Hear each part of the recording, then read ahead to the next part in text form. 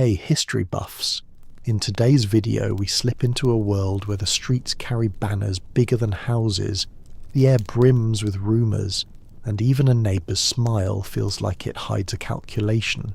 You are here now, in the middle of Nazi Germany, and the odds aren't exactly in your favour. Before you fall asleep, feel free to like and subscribe, but only if stories from deep inside World War II are your kind of thing. Let me know in the comments what city you're tuning in from and what time it is. It always amazes me how far these slow, dusty stories manage to march. Now, get comfortable. Let your mind slow down. We're stepping into another time. No headlines, just the quiet moments that shaped a generation.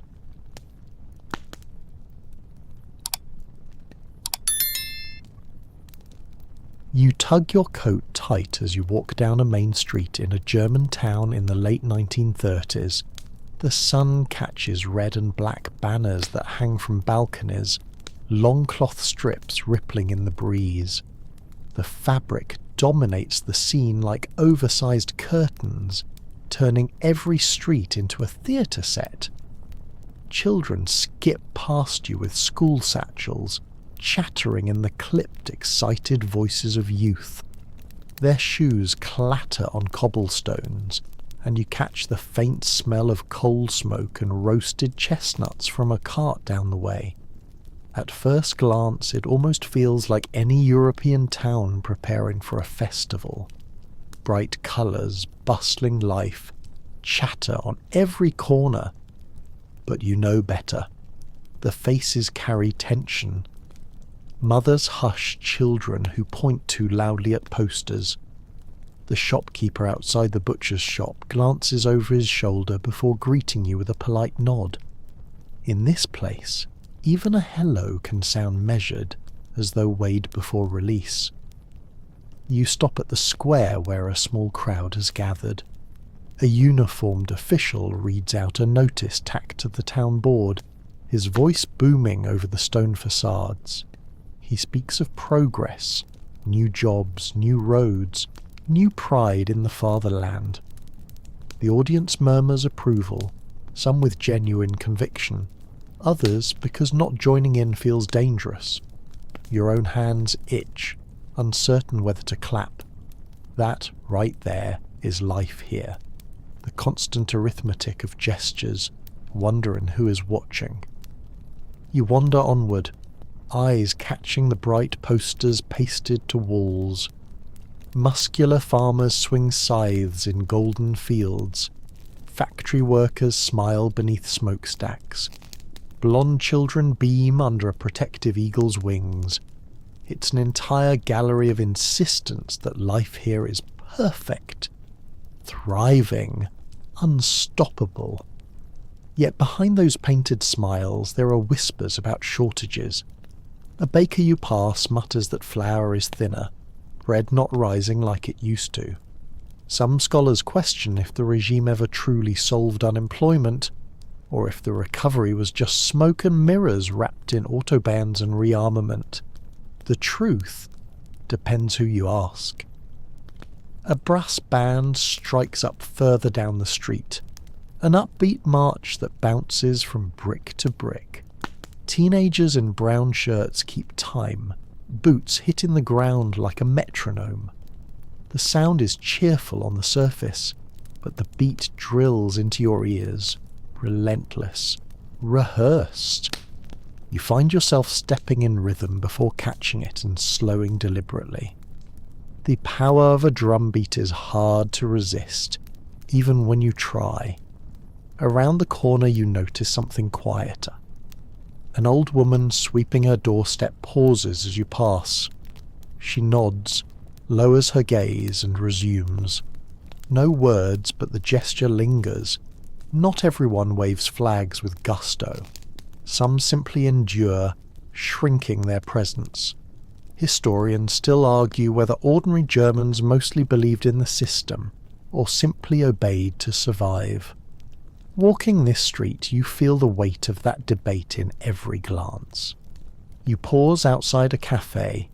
Inside, students sip coffee, flipping through newspapers filled with photographs of rallies. Their laughter is too loud, forced, the way you laugh when you sense the walls might have ears. A man nearby leans in to whisper a joke about shortages. Butter's gone, but at least we'll spread victory speeches on our bread. You nearly chuckle, but clamp your lips shut. Jokes here are like matches. Striking them feels warm, but one spark too many can set the curtains ablaze. Stepping further, the sound of hammering rings from a construction site. New apartments rise quickly, workers in uniform overalls whistling as bricks pile up. You catch the smell of wet mortar and sweat. Officially, the town is prospering. Men who once lined up at unemployment offices now haul stones, drill steel, pour concrete. It's progress you can touch, though whispers say it's all building towards something darker. War engines, not just homes. You glance at a shop window displaying radios. The Volksempfänger, cheap and compact, promises to bring every family closer to the national voice. You imagine homes where children press close, listening not to bedtime fairy tales, but to speeches carried from Berlin. The salesman inside beams as he demonstrates one to a young couple, his finger resting reverently on the dial. You wonder if he believes his own smile or if selling radios is just the safest way to feed his family. By late afternoon, the street grows busier. Horse carts rattle past, mixing with new shiny automobiles that gleam in the low sun.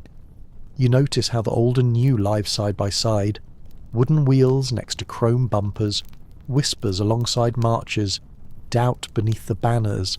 It's not the silence of a grave nor the joy of a festival. It's something in between, a suspension where everyone performs their role. You take a moment at the town fountain, where water splashes over carved stone figures. Children lean in to splash their hands, their giggles bright and real. It reminds you that even here, life has its ordinary rhythms. Mothers scold them gently, fathers light pipes, couples stroll arm in arm. Beneath the heavy banners, humanity persists, stubborn and unpolished. As evening falls, lamps glow behind lace curtains. Music drifts from a piano somewhere, hesitant notes practicing scales. The square empties, the band long gone, and shadows stretch across the cobblestones. You sense both the comfort of routine and the unease of a world built on fragile promises. Living here is like walking a tightrope while pretending it's a broad avenue. You pull your coat tighter and glance once more at the banners above. They flutter, bright and bold, but you wonder how long cloth can command belief. For tonight, though, the town lies quiet. You head homeward, footsteps echoing in rhythm with your own thoughts. The day has been ordinary in its routines, extraordinary in its tension, an introduction to life in Nazi Germany, where every gesture is weighed and every silence measured. The morning light slips through tall windows as you shuffle into a classroom, satchel slung over your shoulder. Wooden desks creak under the weight of elbows, and chalk dust lingers in the air like a permanent haze. This isn't the sleepy schoolhouse of fairy tale Germany you might expect. It's 1930s Nazi Germany, where the alphabet is taught alongside ideology, and multiplication tables sometimes come dressed in uniforms. You slide onto a bench. The teacher, a man with pressed trousers and a stiff collar, stands tall at the front. He greets the class not with a gentle "good morning," but with the crisp salute that everyone is expected to mirror. Your arm lifts, hesitantly at first, then more firmly, because every hesitation is noticed. Around you, children chant a pledge, voices rising in unison until the sound nearly rattles the glass panes. It feels less like a classroom and more like rehearsal for a parade. The blackboard already displays a diagram. Not mathematics, not poetry, but a drawing of a soldier, helmet tilted just so. Lessons here carry a clear undercurrent: strength, discipline, loyalty. The books stacked on desks are new, covers stamped with the eagle emblem. Inside, nursery rhyme-like stories of brave boys marching off to serve mingle with biology charts, some twisted into messages about who belongs and who doesn't. Historians still argue whether every teacher believed what they taught, or whether many simply repeated the script to keep their jobs. The truth? Depends who you ask. You watch as the day unfolds. Arithmetic problems use cannons and tanks as examples. If one battery fires 5 shells per minute. Geography lessons don't simply outline rivers and mountains. They emphasize borders, especially ones that must be reclaimed. You copy notes obediently, pencil scratching, though part of your mind drifts to the window, where the ordinary world still waits. Trees, pigeons, clouds unbothered by doctrine. At recess, the playground doesn't provide much escape. Children divide into teams, but instead of simple tag, it's drill practice, running in lines, mimicking formations. You jog along, half laughing, half uneasy. A teacher with a stopwatch times the sprints, praising future soldiers. Even the girls are encouraged to chant songs about the homeland, their skipping ropes thumping in rhythm. You overhear chatter among classmates. One boy brags that his father has joined the party early, securing a better job. Another repeats a joke he heard at home about Mussolini's moustache, and then quickly hushes it, realizing even jokes about allies can feel dangerous. Laughter fades into careful silence. A girl pulls from her satchel a small pin, swastika gleaming, proudly showing it off. You nod politely, though your stomach twists. Symbols here are not just decoration, they're tickets to belonging. After lunch, the history lesson begins. The teacher speaks with passion about Frederick the Great, about German unity, about humiliation after the First World War. His voice dips to near whisper when he mentions the Versailles Treaty, then swells into thunder as he promises that the current era is different, that Germany is rising. The class leans in, caught in the rhythm, some faces glowing with excitement. You scribble notes, but wonder how much is fact, how much is carefully painted myth. Some scholars question if children truly absorb these narratives deeply, or simply memorize them to pass exams, repeating words without weight. Back at your desk, you notice a quirky detail. One of your textbooks has a margin doodle, perhaps left by a previous student. It's a sketch of a pig in boots marching alongside soldiers. You smirk, quickly covering it with your hand. Even here, humour sneaks through the cracks, quiet rebellion in pencil strokes. Later in the day, a visitor enters, a uniformed youth leader, barely older than the students. He strides confidently, distributing pamphlets for weekend activities, hikes, camping, bonfires. The tone is cheerful, packaged as fun, but everyone knows it's also a recruitment drive. You accept a pamphlet. It's glossy images of smiling teenagers around a fire meant to entice. The thought of warmth, songs, and roasted sausages tempts you, though you recognize the undertone. Camaraderie is bound tightly to loyalty. The bell rings, but no one rushes home immediately. The class stands, straightens desks, aligns chairs with military neatness. Only after the teacher gives the signal do you step into the corridor. Posters line the walls, urging discipline, health, service. You trail your hand along the plaster, wondering how a school, a place meant for curiosity, feels more like a corridor of preparation for something much larger. Outside, parents wait, chatting in small knots. A mother congratulates her son for winning a handwriting prize, his essay praising the Reich. Another parent murmurs gratitude that her daughter has been selected for a special science program.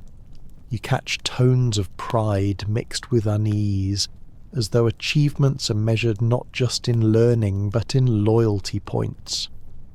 Walking home, you carry the weight of the day's lessons. Your mind replays multiplication with artillery, songs about soil, the visitor's pamphlet promising hikes. The line between childhood fun and political moulding blurs until it's hard to tell where one ends and the other begins. The streets echo with after-school chatter. Boys swap stories of wooden rifles used in drill. Girls discuss embroidery projects tied to national slogans. You overhear one child excitedly planning to join the next youth camp. Another quietly admits he'd rather stay home and read adventure novels, but knows he'll be expected to attend. As you pass a small shop, you glimpse a stack of children's magazines in the window. The covers show bright drawings of animals, but also articles praising young heroes who reported suspicious behaviour. The message is clear. Even stories meant for entertainment carry the thread of vigilance. You shiver, pulling your satchel closer, as though even your thoughts should stay zipped inside. By the time you reach home, the light is fading. Your mother asks about lessons and you mention arithmetic and geography, omitting the chants. She nods, stirring soup on the stove, her silence thick with things unsaid. Perhaps she knows, perhaps she worries, but conversation at dinner is safe, focused on food, chores, weather. You eat quietly, aware that some truths stay outside the walls. Later, lying in bed, you hear faint sounds from neighbours, a radio humming, footsteps echoing on stairs. Your mind replays the day's rhythms, salutes, pledges, the teacher's booming voice. Sleep comes slowly, as if your dreams themselves hesitate to wander too far from the lines drawn on the blackboard. This is what it means to grow up here, where school is less about asking questions and more about practicing obedience, where knowledge comes wrapped in banners, and where even playtime trains you for the march. The weekend arrives, and with it the rare promise of escape. You find yourself drawn not to a park or a quiet garden, but to the local cinema, a glowing marquee that cuts through the drabness of ration lines and posters. Its lights buzz faintly, letters spelling out the title of a new UFA production. Posters outside show dashing men in uniforms, glamorous women with carefully coiffed hair, and smiling children beneath a bold slogan. You shuffle forward in the queue, a few coins warm in your palm. The cinema is one of the few places where the world outside briefly dissolves, though, of course, it never truly disappears. Inside, the air is thick with cigarette smoke curling upwards into the dim rafters. The seats creak as you slide into one, the velvet worn thin. Around you, people whisper, sharing popcorn wrapped in paper cones, adjusting coats. There's a buzz of anticipation, that universal excitement before the lights dim. Yet even here, the sense of surveillance hovers. Who sits where? Who claps too loudly? Who seems restless when the national anthem plays? The screen flickers to life. First, the newsreel. You see images of rallies, parades of shining troops, flags fluttering over endless crowds. The camera angles are sweeping, the editing crisp, the music triumphant. A narrator's voice, deep and confident, frames every image as proof of progress. Children in the audience clap instinctively. Adults join in after a pause. You clap too, because silence can be louder than applause in this place. After the newsreel, the feature film begins. Tonight's story is not a grim war tale, but a light romantic comedy. A farmer's daughter falls in love with a soldier on leave. Misunderstandings ensue, but all resolves with laughter and music. The jokes are gentle, this scenery pastoral, the costumes impeccable.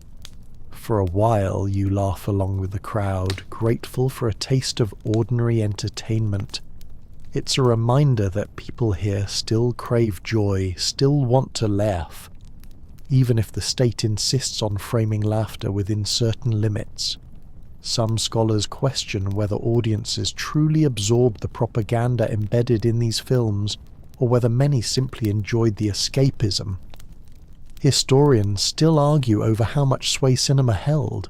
Did it shape belief, or merely decorate evenings? Sitting in the theatre, you sense it's both. You are charmed by the banter, but you cannot ignore the subtext. The soldier's loyalty to his homeland, the farmer's pride in tradition, the cheerful nod to authority. It's all woven in, invisible unless you look too closely. Halfway through, a quirky moment lightens the mood. The reel stutters. For a few seconds, the screen freezes on a distorted face, the soundtrack squealing comically. The audience bursts into laughter, not at the script, but at the technology failing. Even in tightly controlled spaces, the machine reminds everyone that imperfection survives. The projectionist coughs apologetically from his booth. The film resumes, and the crowd settles back, cheeks still smiling. During intermission, you stretch your legs. The lobby is crowded and posters line the walls. Heroic pilots, stoic mothers, engineers grinning beside machines. You sip a weak lemonade from a glass, overhearing fragments of conversation. One man mutters that he prefers American films. Too bad they're banned now. A woman hushes him quickly, darting glances around. Another young couple gushes about the lead actress, noting how she embodies ideal German beauty. The chatter swirls like smoke, some genuine admiration, some carefully performed. Back in your seat, the film continues. A grand musical number fills the screen, dancers in synchronized rows, a spectacle of harmony. The orchestra swells, and you almost forget the banners outside. The escapism works. For a moment you're not in a system of suspicion and slogans, but simply in a cinema, heart lifted by song. You let yourself sink into the music, eyes half closing, as though the world might soften permanently. And then, as always, the ending comes. The couple marries, the village celebrates, and the audience claps warmly. The lights rise, harsh and bright, and the illusion collapses. People file out in orderly lines, chatter resuming. A boy hums the film's theme tune, a woman comments on the costumes, and a soldier checks his watch before hurrying into the night. You step into the cool air, the scent of rain mixing with smoke. Outside, posters remind you where you are. A bold slogan proclaims unity, strength, destiny. The glow of the cinema marquee fades as you walk away, and the town resumes its measured rhythm. Yet inside you, the songs still echo. You pass a kiosk where magazines advertise the glamorous lives of film stars. A headline gushes about a new production being personally endorsed by the Minister of Propaganda himself. You wonder if the actors, behind the makeup and costumes, believe the roles they play, or if they too are caught in the same performance the whole nation enacts daily. By the time you reach home, your head feels lighter than it has in days. The film's laughter lingers, yet the slogans cling stubbornly, like smoke to fabric. Lying in bed, you picture the farmer's daughter twirling in the fields, her joy untroubled by shortages or fear. You know it's not real, but you treasure the illusion. This is cinema in Nazi Germany, both escape and instruction, both laughter and lesson. A place where you can briefly forget the banners until the lights come up and you step back into streets that are themselves part of a never-ending performance. The morning is cool, mist clinging low as you step toward the gates of the Labour front office. The building itself is new, with brickwork still sharp and mortar lines neat, a symbol of the government's pride in its promise to rebuild working life. You blend into the small crowd forming outside, each person clutching papers and ration stamps, the air thick with the smell of ink and damp wool coats. Inside, the room hums with bureaucracy. Typewriters clack, clerks shuffle files, and a portrait of the Führer hangs high above the main desk, eyes fixed across the space. You shuffle forward, shoes squeaking on the tiled floor, and the murmur of voices blends with the rhythmic thunk of rubber stamps. It feels strangely theatrical, as if paperwork itself has become part of the performance. At the counter, a uniformed official asks for your documents. His tone is polite enough, but rehearsed, eyes flicking more to the stamps than to your face. He explains, again, that the German Labour Front is no longer just about jobs, it is about community, responsibility and pride. You nod, though pride feels thinner when measured against your rent and the dwindling loaf in your kitchen. The old trade unions have vanished. In their place, this singular organisation claims to speak for all. Some scholars question whether workers truly felt represented or simply coerced into submission. The truth depends who you ask. In the line behind you, a man mutters that he misses his union card, but another hushes him with a sharp elbow. Whispers, once voiced, seem to linger too loudly in rooms like this. You complete the forms, each question simple yet revealing. Name, address, workplace, family members. Each box you tick feels like a thread woven into a larger net. You sign at the bottom and the official slides you a small booklet, a membership card. Without it, you know, finding or keeping a job would be nearly impossible. With it, you are part of the system whether you like it or not. Stepping outside, you breathe the cooler air. On the street, posters promote strength through joy, the leisure wing of the Labour Front. Smiling workers cruise on bicycles, families beam aboard ships promising affordable vacations. The message is simple. Work hard, and the rewards will follow. A neighbour greets you, waving a pamphlet about a planned outing to the seaside.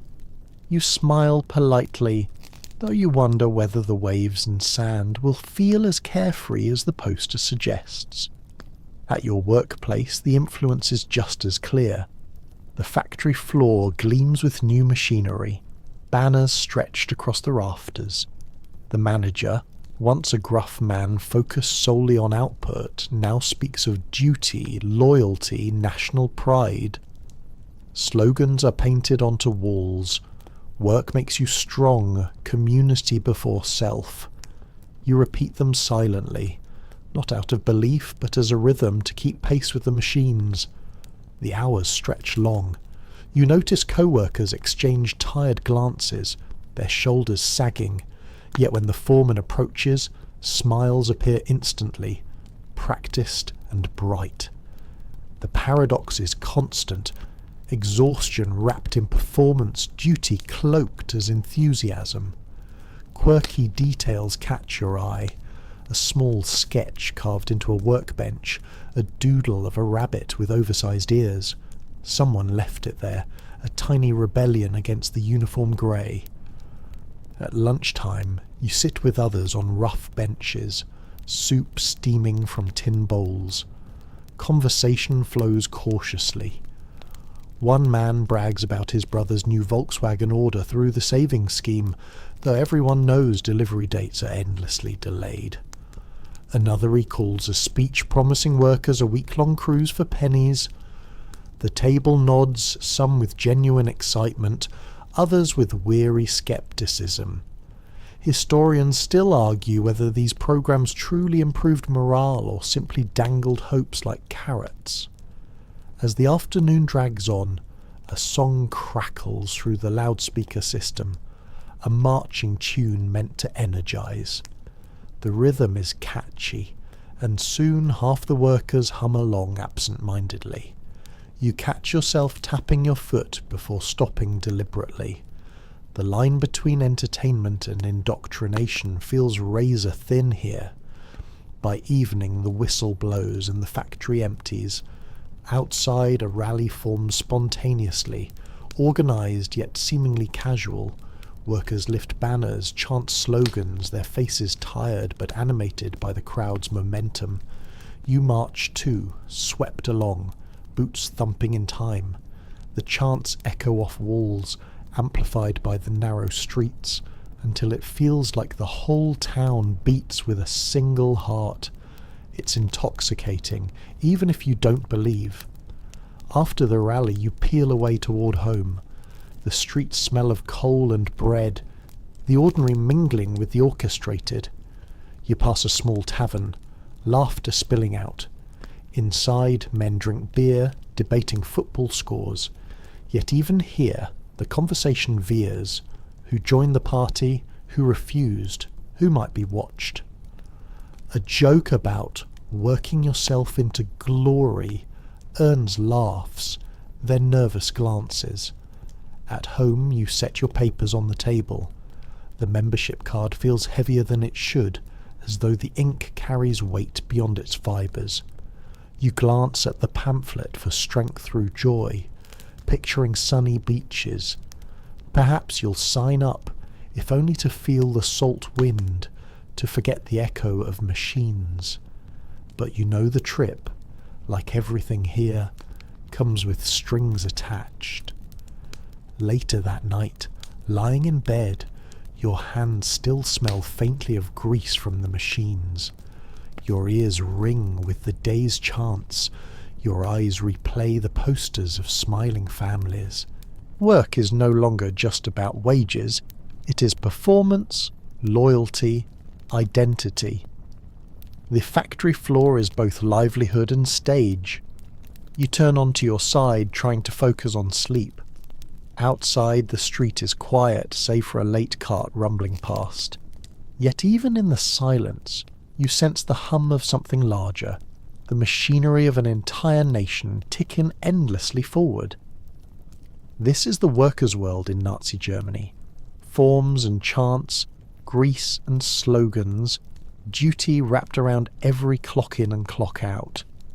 A life where labour is not simply toil, but theatre, each act part of a script you did not write. You wake to the smell of starch and soap. Morning light filters into the small kitchen where your mother folds laundry, each garment carefully ironed. The radio hums quietly in the background, announcing news about productivity, about family duty. You sit down at the table, the wood polished thin from years of elbows, and watch her press a blouse flat with deliberate strokes.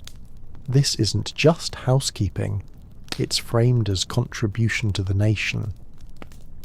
Later that day, you accompany her to a local meeting of the National Socialist Women's League.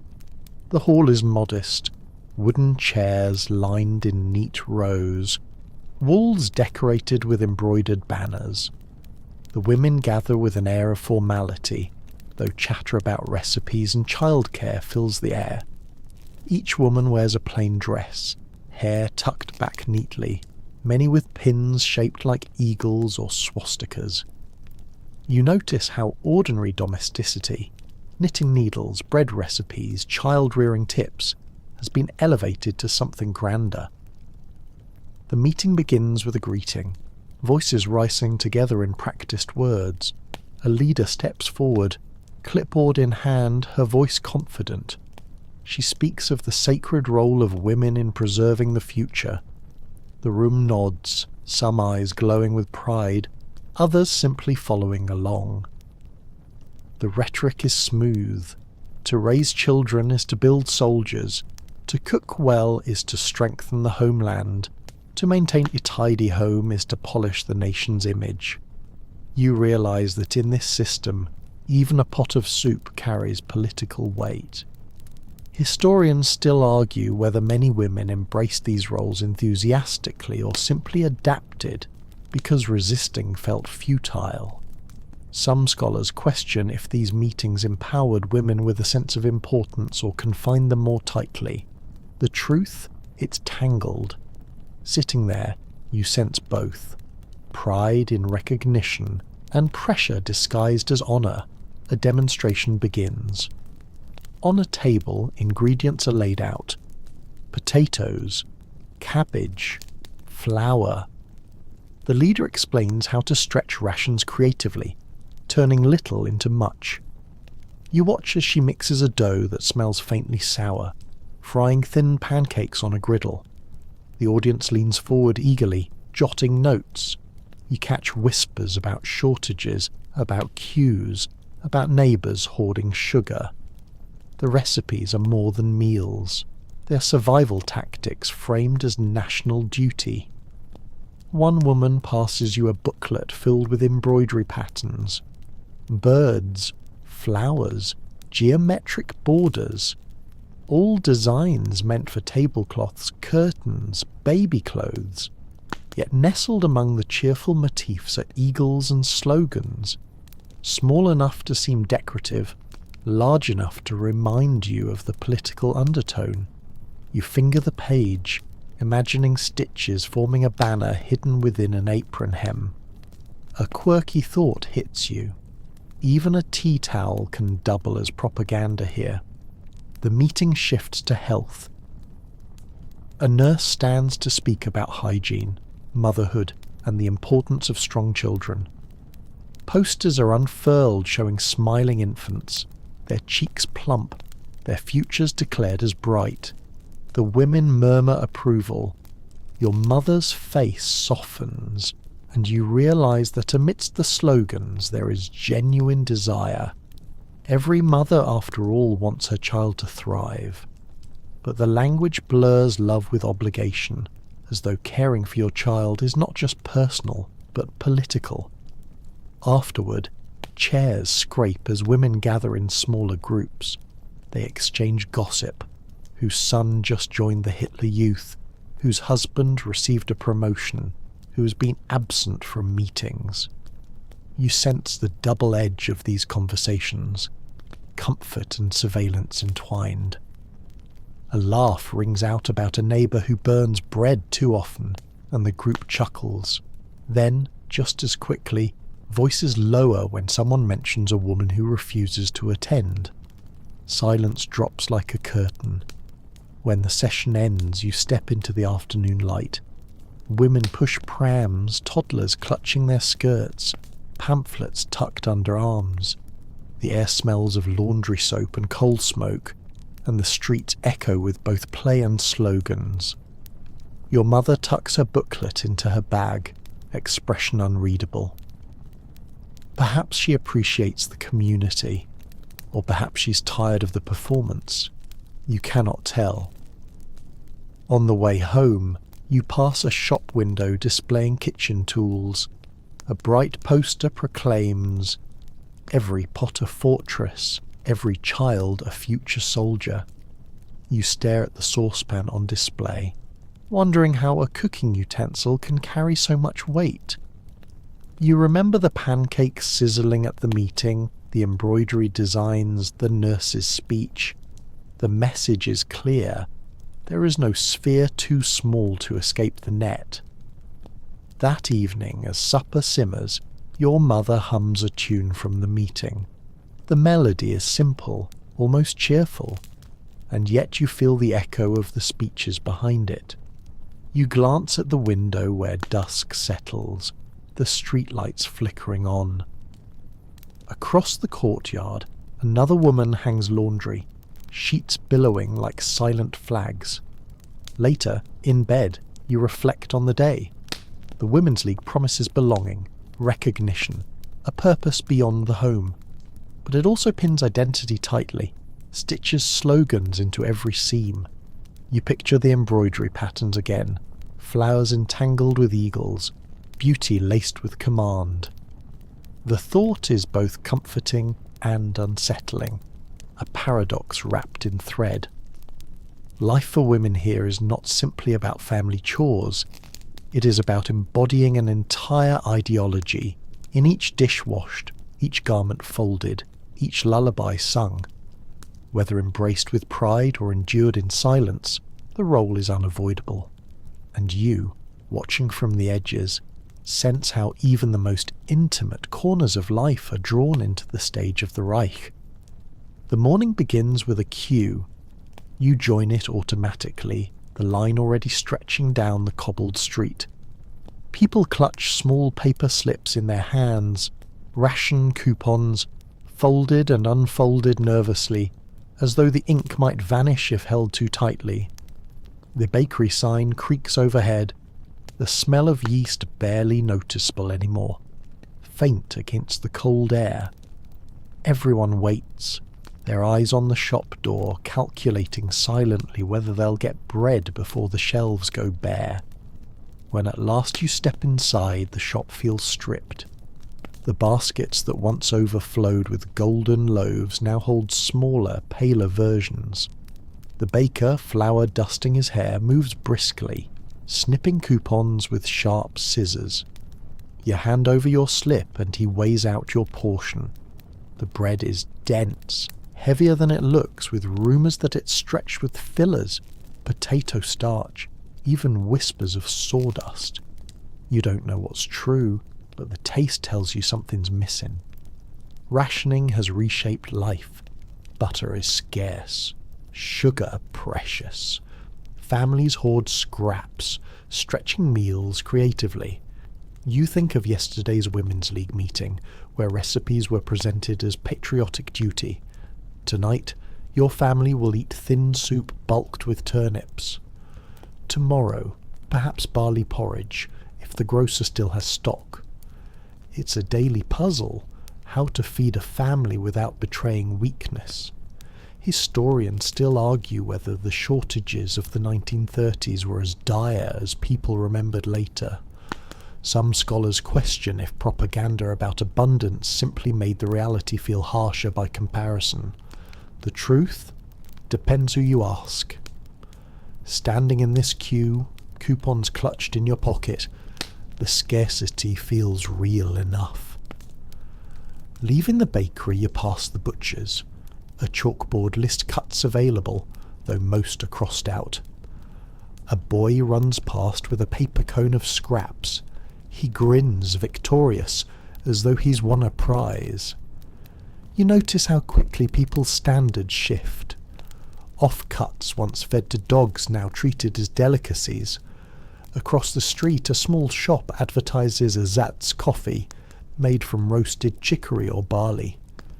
You step inside, curious, and the smell is earthy, faintly bitter, not unpleasant, but not coffee either.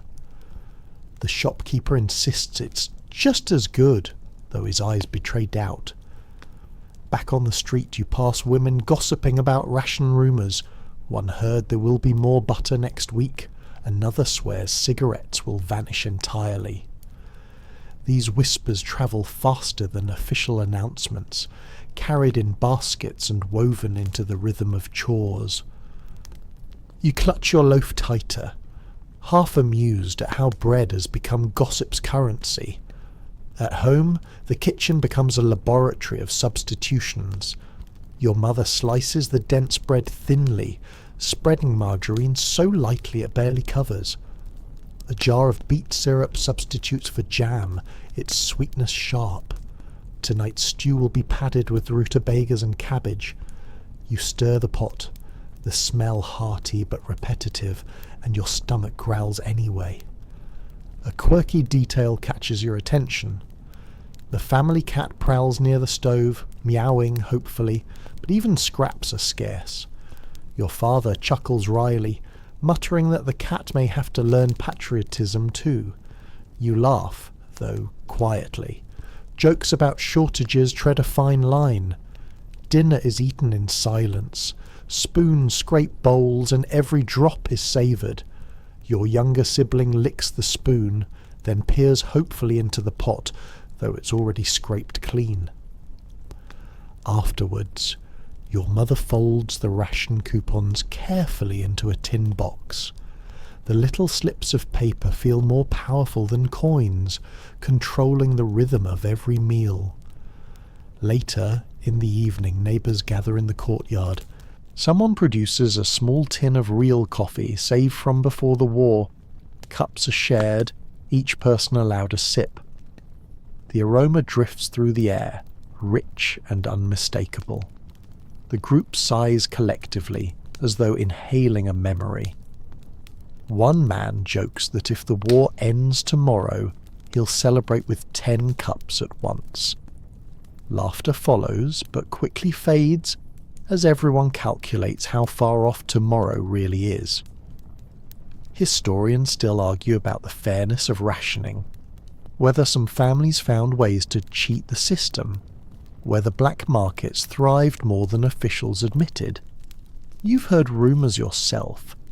A farmer's cousin smuggling butter, a shopkeeper trading under the counter, but you also know the risk. The Gestapo frowns on cheating, and punishment can be swift, so you stick to your coupons, hoping each week's allowance will be enough. In quieter moments, you notice how scarcity reshapes habits. Shoes are patched again and again, soles layered with cardboard. Soap is rationed, so water is stretched, baths shared. You save scraps of cloth, bits of string, jars washed and reused. Even garbage feels valuable, nothing wasted. The house begins to resemble a museum of improvisation. Before bed, you nibble a slice of bread, chewing slowly to make it last. You think of the baker's weary eyes, the whispers in the queue, the ersatz coffee in the shop. Food has become more than sustenance. It's politics, pride, endurance. Every bite carries weight beyond its calories. You slip under the covers, stomach still faintly hollow. Outside, the town quiets. Though faintly, you hear another family singing softly, perhaps to distract from hunger. Your eyelids grow heavy. You dream of tables heavy with bread, butter melting in golden swirls. Yet when you wake, you know the coupons will still be waiting. Thin slips controlling a world where even breakfast is rationed. This is food in Nazi Germany. Coupons in hand, bread stretched thin, substitutions marketed as patriotism. A daily theatre of endurance where every loaf, every rumour, every bite reminds you how much the system reaches into your kitchen. Evening has fallen, and the living room glows with the warm orange of a lamp. Furniture is simple, a sofa sagging a little in the middle, a few chairs pulled closer together. But the centrepiece is unmistakable. The small wooden cabinet with dials and knobs, the prized possession of countless households, the Volksempfänger radio. You sit with your family, leaning forward slightly as your father adjusts the tuning dial. Static fills the room, that familiar hiss, until suddenly a voice cuts through, confident and sharp. The entire family stills. This is more than background noise. It's the pulse of the Reich, delivered straight into your home. At first, the broadcast begins with cheerful announcements, news about harvests, about new roads being built, about proud workers receiving awards. The words are rehearsed, smooth, full of optimism. Your mother smiles faintly. though you sense it's more about the comfort of routine than belief. The rhythm of the voice is hypnotic, like a lullaby sung at marching pace. Then comes the speech. You recognize the tone immediately. Joseph Goebbels, Minister of Propaganda himself. His voice is like polished steel, sharp edges wrapped in velvet. He speaks of destiny, of unity, of enemies lurking abroad. The cadence is relentless, each phrase designed to stick in your mind. You glance at your younger sibling, who stares wide-eyed at the box, as if it were telling fairy tales. In a sense it is, though not the harmless kind. Historians still argue about how much power the radio truly held. Was it the most effective propaganda tool of its time, or simply one of many voices in a chorus of control? Some scholars question whether families listened out of belief, or simply because silence would feel like absence. Sitting here, you feel the weight of both. As the speech rolls on, you notice quirky details. The radio's wood case has a small crack near the dial, repaired with glue. A neighbour once joked that if the radio ever broke, he'd rather fix it than lose it, even though the thing sometimes spits static louder than words. You smile faintly at the thought. This little box is both flawed and precious. The programme shifts. Music swells, a martial tune that fills the space, drowning conversation. Your father taps his finger in rhythm on the armrest, almost unconsciously. The sound feels inescapable, as though the walls themselves reverberate. You wonder if even the furniture is being taught to march. After the music, lighter fare follows. A radio play, voices acting out a rustic comedy. A farmer complains about lazy chickens, his wife scolds him, laughter cues follow. For a moment the family chuckles. It's silly, harmless, a reprieve from speeches. Yet even here, the subtext is present. The farmer praises duty, the wife admires discipline. Entertainment becomes instruction, disguised with laughter.